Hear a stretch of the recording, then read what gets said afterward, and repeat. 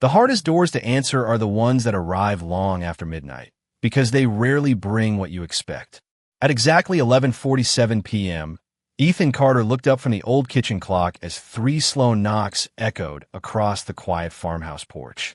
They were calm, measured knocks, the kind that carried confidence instead of urgency.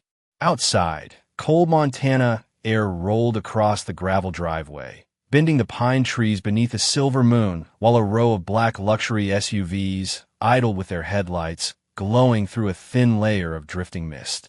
Ethan exchanged a puzzled glance with his 9-year-old daughter, Lily, who sat at the worn wooden table coloring the final page of a science project before school the next morning. "Dad, are we expecting someone?" she asked softly.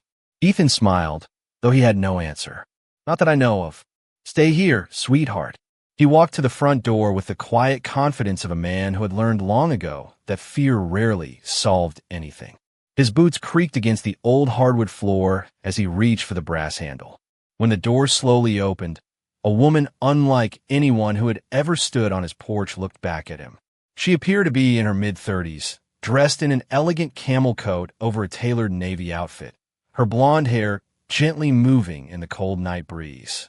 Behind her stood 2 discreet security professionals who remained several steps away, careful not to intrude. Expensive vehicles stretched behind them like silent shadows against the mountain road. Ethan immediately understood she was wealthy, but nothing about her expression suggested arrogance. Instead, there was exhaustion, relief, and something that looked surprisingly close to gratitude. Neither of them spoke for several long seconds. The silence felt almost sacred, interrupted only by distant wind moving through the trees. Finally, the woman took one careful step forward. "Are you Ethan Carter?" she asked. "Yes." "Did you help an elderly woman whose blue Buick broke down this afternoon outside Ashford?" Ethan nodded slowly, searching his memory. "She had trouble with her radiator hose. I replaced it and made sure she could get back on the road safely." The woman lowered her eyes for a brief moment before looking back at him. "My name is Victoria Harrington." Ethan politely nodded, the name meaning nothing to him. She noticed the confusion immediately. "I'm a chief executive officer of Harrington Industries." Ethan simply blinked. He had heard of the company, of course. Almost everyone in Montana had. Still, the title changed nothing in his mind. "I'm glad your grandmother made it home safely," he answered with the same calm voice he might have used with any neighbor. Victoria seemed almost surprised that there was no excitement, no nervousness, no attempt to impress her. "She told me you refused payment." Ethan shrugged gently. She needed help. That seemed more important than sending her away with a bigger problem. From inside the house, Lily peeked around the hallway corner, curiosity shining in her bright eyes. Victoria noticed the little girl, and something inside her expression softened in a way no corporate boardroom had ever witnessed. Ethan had no way of knowing why one of the most influential women in the country had driven more than 200 miles to stand on his porch before midnight. He only knew that the stranger before him looked less like a billionaire and more like someone searching for an answer she had been missing for a very long time. What Ethan could not possibly know was that the simple repair he had finished in less than 20 minutes had already begun changing far more lives than his own, and before dawn, the quiet world he had spent years carefully rebuilding for himself and Lily would never look quite the same again. Victoria remained quietly on the porch for another moment before reaching in her coat pocket and removing a simple cream-colored envelope. She extended it toward Ethan with both hands. "My grandmother insisted that I thank you properly," she said. "Please accept this." Ethan glanced at the envelope but made no effort to take it. "I appreciate the thought," he answered with a gentle smile, "but I only fixed a radiator hose. It was about $20 in parts and a little time. Your grandmother needed to get home safely. That was enough." Victoria hesitated, clearly unaccustomed to hearing those words. "You do not even know what is inside." Ethan shook his head. "It would not change my answer." The cold wind drifted between them again, carrying the scent of pine and fresh earth across the quiet property. Inside the house, Lily slowly walked toward the open doorway, hugging the notebook she had been decorating with bright stars and planets. Ethan looked over his shoulder. "It is all right, sweetheart. Come say hello." Lily stepped onto the porch with the natural curiosity only a child could carry. "Good evening," she said politely. Victoria smiled almost instinctively. "Good evening. You must be Lily." The little girl nodded.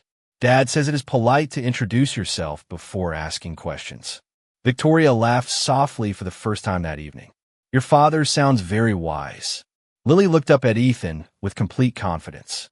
"He fixes cars, makes pancakes on Saturdays, and always knows how to make things better." Ethan rubbed the back of his neck, slightly embarrassed. "Do not believe everything she says." "I believe every word," Victoria replied quietly. Her voice carried no humor now, only sincerity. She lowered the envelope and slipped it back in her pocket. "May I ask you something?" Ethan nodded. "Why did you stop today?" "Other drivers passed my grandmother for nearly 40 minutes before you arrived." Ethan looked toward the dark highway beyond the trees, as though replaying the afternoon in his mind. "Because someone once stopped for me when I needed help. I never learned his name. He never asked for mine. I figured the best way to thank him was to do the same for someone else." Victoria remained silent, absorbing every word.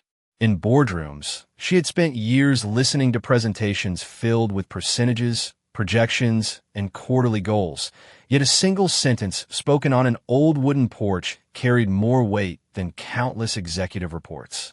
"My grandmother told me you would not let her pay you," Victoria said.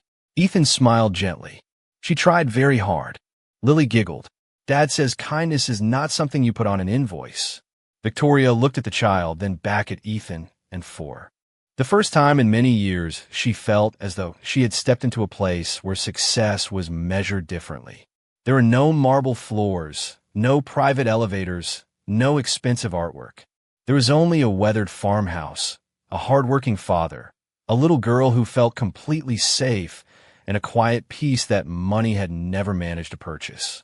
Far down the driveway, one of the security professionals discreetly checked the time, but Victoria did not move. She had arrived expecting to repay a favor. Instead, she was beginning to realize she had just encountered something infinitely more valuable than anything she could have placed inside an envelope. Victoria slowly exhaled, as though a burden she had carried for years had suddenly become lighter. She glanced toward the line of waiting vehicles before turning back to Ethan. "There is something my grandmother wanted me to tell you personally," she said. Ethan folded his arms comfortably against the cool night air. "I am listening." Victoria hesitated, choosing her words carefully. The blue Buick was never supposed to be the easiest car to drive. "My grandmother refuses to replace it because it belonged to my grandfather. She says every scratch reminds her of a memory worth keeping." Ethan smiled. "Some things are worth repairing instead of replacing." Victoria nodded. "She also insists on driving it herself, whenever she wants to remember where our family started." Lily tilted her head with innocent curiosity. "Was your grandfather a mechanic too?" A gentle smile appeared across Victoria's face. "He was. Before he built a business, he owned a tiny repair shop in a small town not much different from this one. He believed that fixing a stranger's car was really about helping someone continue their journey." Ethan looked quietly toward his own garage across the yard, illuminated only by a single porch light. "That sounds like a good man." "He was," Victoria answered softly. "My grandmother says she still feels closest to him whenever she hears that old engine start." For several moments, nobody spoke. The wind rustled through the pine trees while the distant sound of an owl echoed across the valley. Finally, Victoria continued. "This afternoon, when my grandmother called me after she reached home safely, she did not spend the first minute talking about the repair. She spent the entire conversation talking about you." Ethan looked genuinely surprised. "About me?" She said she met a man who reminded her of my grandfather more than anyone she had seen in decades. She said you cared more about whether she could get home than whether you would earn another dollar. Ethan lowered his eyes modestly. "I only did what I hoped someone would do for Lily one day if she ever needed help." Those simple words lingered in the cold air longer than either of them expected. Victoria felt something inside her shift again. For years, she had measured success by expansion reports, market value, and quarterly growth. Standing on a quiet porch beneath a Montana sky, those numbers suddenly felt very small compared to the quiet certainty of a father whose greatest concern was the future of his daughter. Lily stepped a little closer to Victoria and smiled.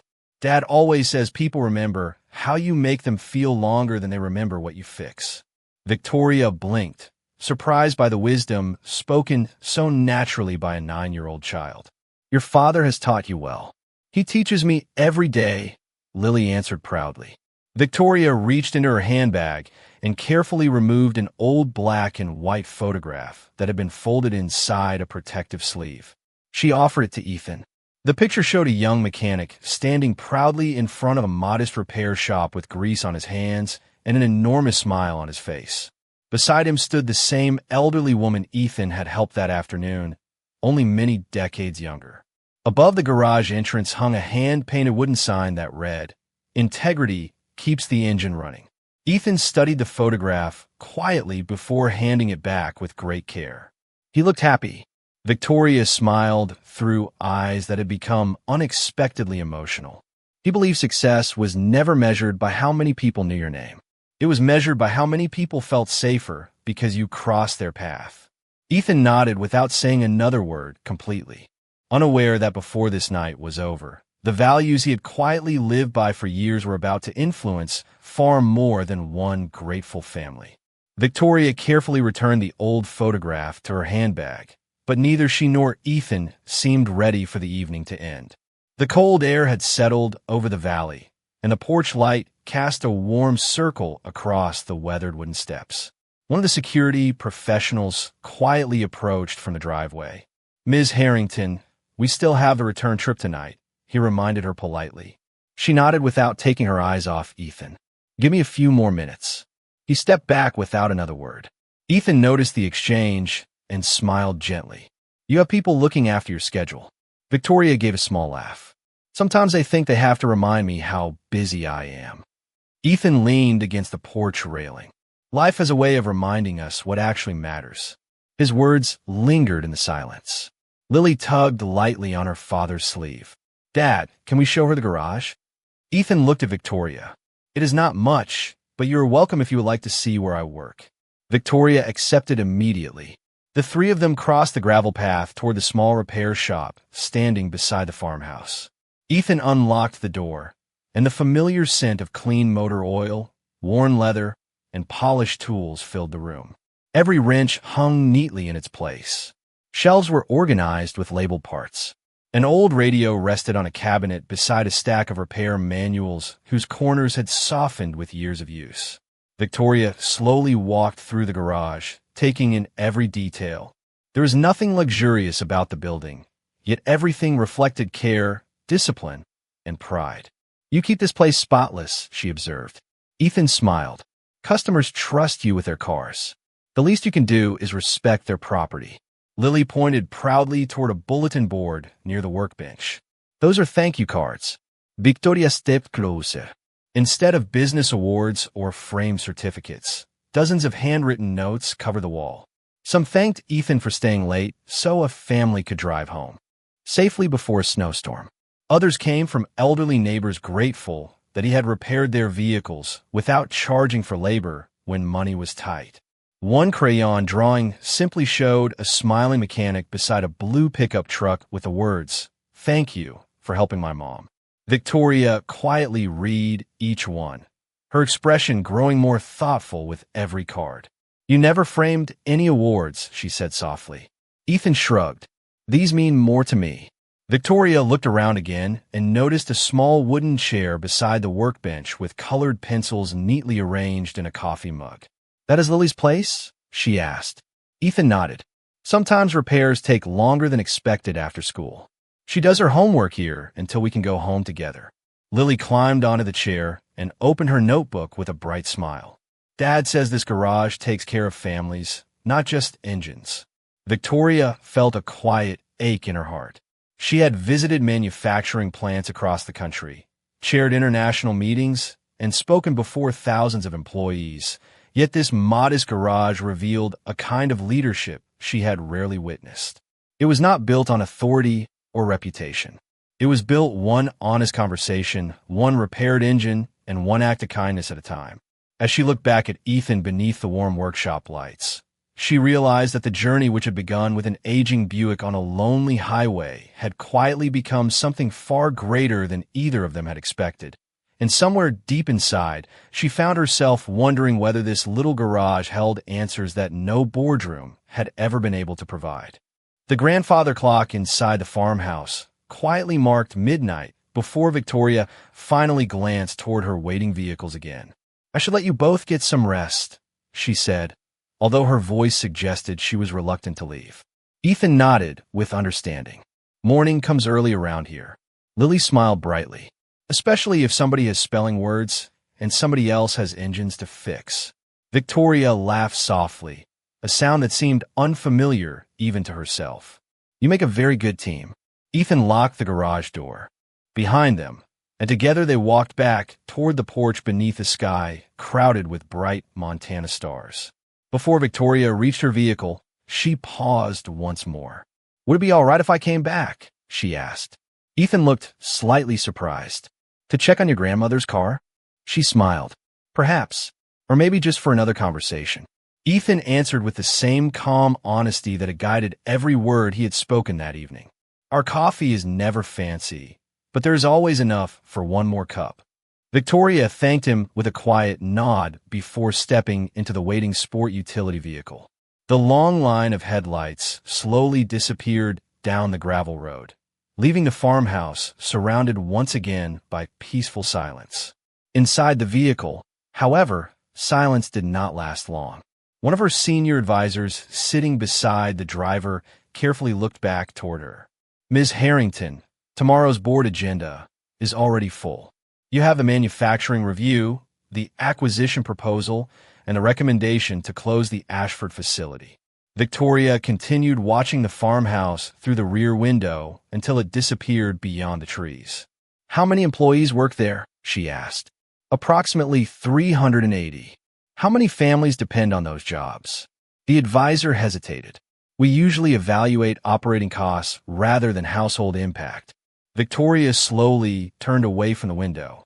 "Tomorrow I want both numbers." Several miles away, Ethan tucked Lily into bed beneath the handmade quilt that had belonged to her late mother. "Dad," Lily whispered, "do you think we will ever see her again?" Ethan pulled the blanket gently over her shoulders. "Maybe, maybe not. But whether we do or we do not, tonight reminded me of something important." "What is that?" "You never know how far one small act of kindness can travel." Lily closed her eyes with a peaceful smile. Grandma in a blue car seemed lonely. Ethan nodded quietly. Sometimes people who have everything still need someone to treat them like everybody else.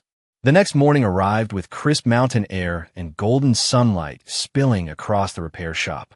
By 7 o'clock, Ethan was already replacing brake pads on a local rancher's pickup truck while Lily packed her backpack at the workbench before school. The familiar rhythm of ordinary life returned as though the extraordinary visit had been nothing more than a pleasant dream. Yet hundreds of miles away, inside the glass headquarters of Harrington Industries, Victoria entered the executive boardroom carrying not only financial reports but also the memory of a weathered garage, a wall covered with handwritten thank you cards, and a father who believed character mattered more than compensation. As executives prepared charts, forecasts, and profit projections across the polished conference table, Victoria realized that for the first time in many years, she was about to measure success by something no spreadsheet had ever been designed to calculate. The executive boardroom overlooked the morning skyline through walls of polished glass. But Victoria Harrington found herself thinking about a weathered garage tucked beneath the Montana mountains instead of the impressive view before her. Around the long conference table, senior executives reviewed charts filled with projections, operating costs, and quarterly forecasts. The atmosphere was calm, professional, and familiar, yet something inside Victoria had changed during the previous night. She quietly took her seat as the chairman opened the meeting. "Our first major decision today concerns the Ashford manufacturing facility," he began. "Based on the financial review, Management recommends closing operations before the end of the quarter. A presentation appeared on the large screen, displaying declining profit margins, maintenance expenses, and projected savings. One executive confidently pointed toward the numbers. Closing this location would improve overall efficiency. Another nodded in agreement. The recommendation is financially responsible. Victoria listened without interrupting. Every statement was supported by data, every conclusion carefully organized, yet she could not stop remembering the question she had asked inside the vehicle the night before. How many families depended on those jobs? She looked toward the operations. Director, how many employees work at the Ashford facility? 380, he replied immediately. And how many households depend on those paychecks? The room became unexpectedly quiet. Several executives exchanged uncertain glances before the director answered honestly. We have not prepared that analysis. Victoria folded her hands calmly on the conference table. Please estimate. After a brief pause, another executive responded. Including spouses and children, approximately 1,000 people may be affected. The number settled heavily across the room. Victoria looked around the table before speaking again. Yesterday evening, I met a mechanic in Ashford. Several eyebrows lifted with visible surprise. He owns a small repair shop. He repairs vehicles every day, raises his daughter alone, and measures success by whether people make it home safely. One executive smiled politely. That is a meaningful story, but our responsibility is to shareholders. Victoria nodded. It is. But our responsibility is also to the communities that allowed this company to grow. The room remained silent as she continued. Our founder began with a single repair shop. He believed every family mattered. If we forget that principle because a spreadsheet tells us to, then we are protecting the company while losing its character. No one interrupted her. The words were spoken without anger or accusation. They carried only quiet conviction. Victoria requested another report, one measuring the long-term value of retaining experienced employees, preserving community trust, and investing in operational improvements instead of closure. Delay the vote for 48 hours, she instructed. I want every option examined before we ask 1,000 people to rebuild their lives. Around the table, the atmosphere shifted. The conversation gradually moved away from immediate savings and toward creative solutions that had never been discussed before. Hundreds of miles away, Ethan remained completely unaware that his ordinary morning continued exactly as always. He replaced worn brake pads, greeted customers by name, shared lunch with Lily after school, and thanked each neighbor for their business with the same quiet humility that had defined his life for years. He never imagined that a simple decision to help a stranded grandmother without expecting anything in return had reached one of the most powerful boardrooms in America, where the values he practiced every day were quietly beginning to change decisions that would shape the future of an entire town. 48 hours passed more quickly than anyone expected, and by Thursday morning the executive boardroom felt different from the meeting that had taken place earlier that week. New reports covered the polished conference table, this time including not only projected financial performance, but also employee retention, community impact, supplier relationships, and long-term operational improvements. Victoria Harrington quietly reviewed every page before looking around the room. Thank you for preparing the additional analysis, she said. The operations director nodded respectfully. The number surprised us. Modernizing the Ashford facility will cost less over 5 years than closing it and rebuilding production elsewhere. Another executive adjusted his glasses before speaking. There is also a measurable benefit to retaining experienced employees rather than replacing them. For several moments, optimism slowly replaced hesitation. Then one board member leaned forward with folded hands. There is still another concern, he said carefully. Several people have noticed your recent visit to Ashford. Security records show you spent considerable time at a privately owned repair shop. Some directors are asking whether personal relationships are influencing corporate decisions. The room became completely still. No accusation was spoken harshly, yet everyone understood the question. Victoria remained calm. I expected someone would ask.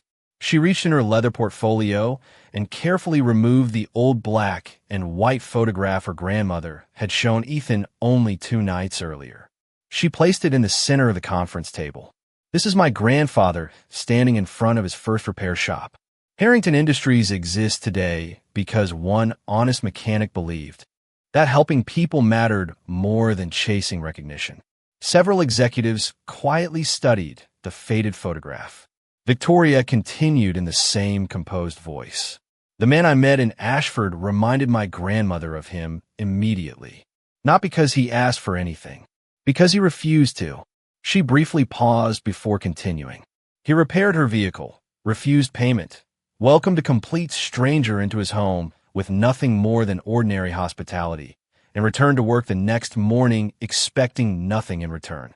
If meeting someone with that kind of character reminds this company who we were built to serve, then I consider that influence valuable rather than inappropriate. No one interrupted.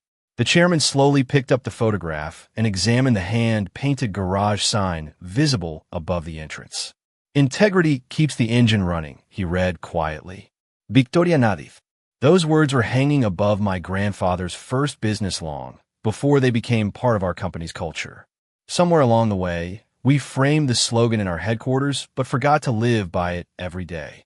The silence that followed carried more weight than any presentation slide. One by one, the expressions around the table softened. Executives who had spent decades evaluating investments suddenly found themselves considering something that could not be measured on a balance sheet. Meanwhile, in Ashford, Ethan greeted customers exactly as he always had. He repaired an elderly rancher's truck, accepted a homemade pie from a grateful neighbor who insisted on thanking him for fixing her brakes the previous winter, and helped Lily practice multiplication tables between appointments. Every familiar routine continued without interruption. He remained completely unaware that his quiet example had become the center of a conversation inside one of the country's largest companies.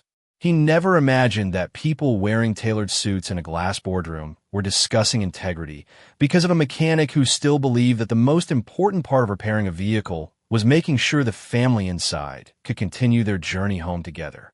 The chairman slowly set the old photograph back onto the conference table before looking around the room.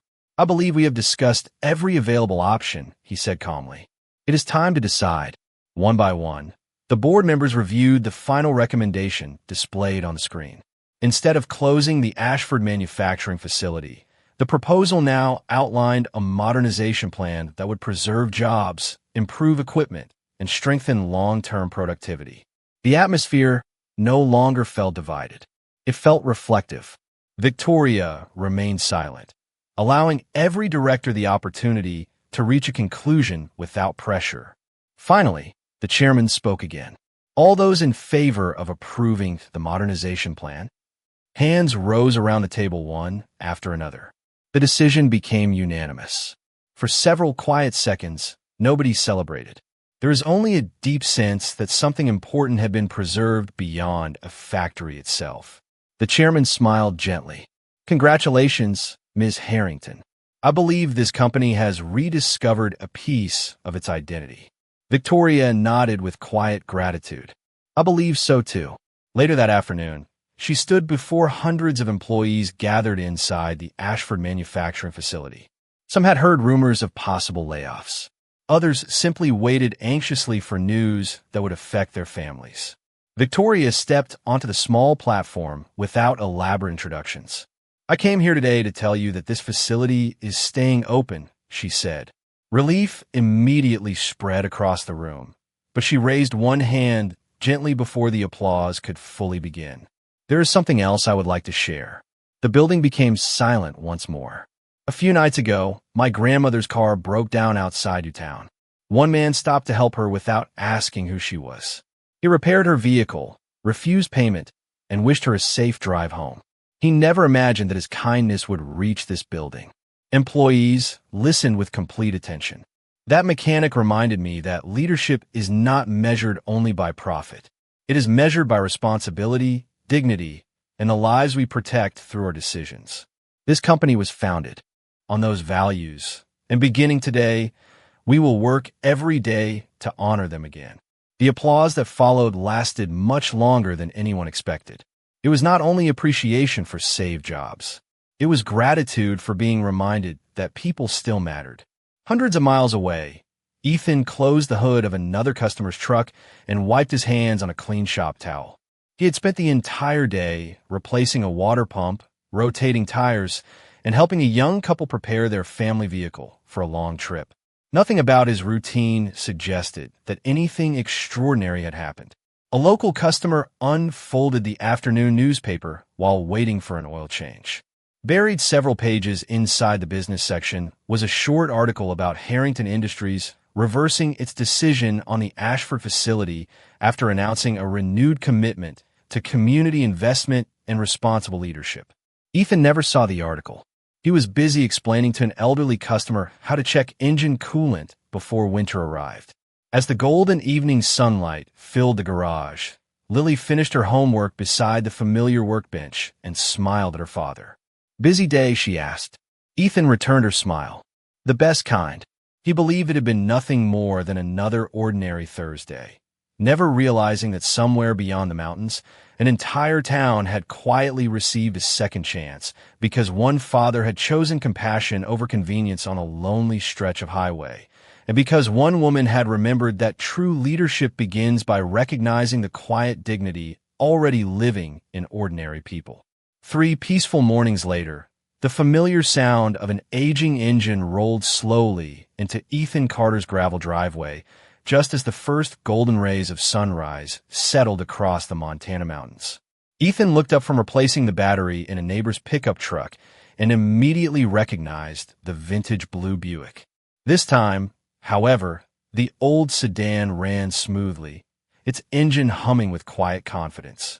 Victoria Harrington stepped out first, dressed simply in blue jeans and a light sweater instead of a tailored business suit. Beside her, her grandmother smiled warmly as she carefully carried a wicker basket filled with homemade biscuits, fresh fruit, and a thermos of hot coffee. Lily hurried from the garage with an excited smile. "You came back." The elderly woman opened her arms, and Lily gladly accepted the gentle embrace. "I promised I would," the grandmother replied. Ethan wiped his hands with a clean shop towel before walking over to greet them. "It sounds like the Buick is doing much better." The grandmother laughed softly. "It has not missed a single beat since you repaired it." Victoria looked toward the little garage standing beside the farmhouse. "May we come inside one more time?" Ethan nodded with his usual quiet smile. "You are always welcome." They gathered around the old wooden workbench where Lily happily poured coffee into mismatched mugs while the grandmother unpacked breakfast. For a little while, nobody talked about companies, board meetings, or the difficult decisions. They spoke about the changing weather, the coming school year, the best fishing spots in the valley, and the smell of fresh pine after autumn rain. The conversation felt effortless, as though they had known one another much longer than a few days. Finally, Victoria reached into the back seat of the Buick and carefully carried out a long wooden package wrapped in brown paper. "This belongs here," she said softly. Ethan removed the wrapping and stood silently as he looked at the beautifully handcrafted wooden plaque inside.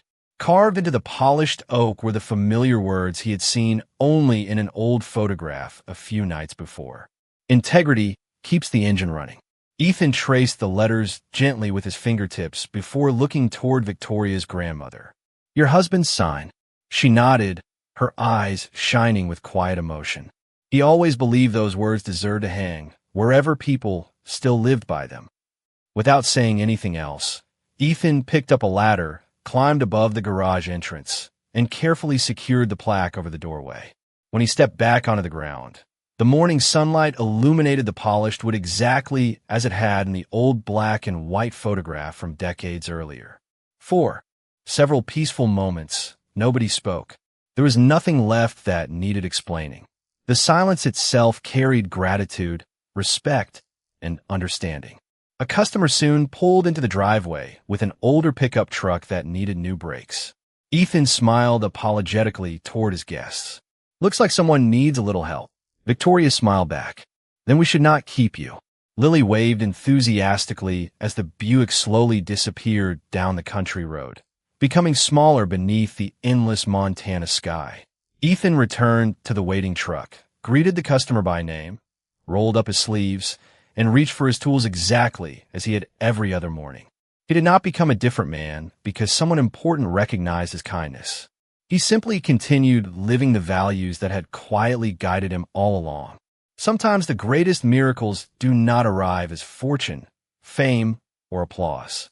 Sometimes they arrive as the quiet confirmation that dignity, grace, and simple acts of compassion can travel farther than we will ever know, changing lives we may never even see, while the people who practice them remain exactly who they have always chosen to be.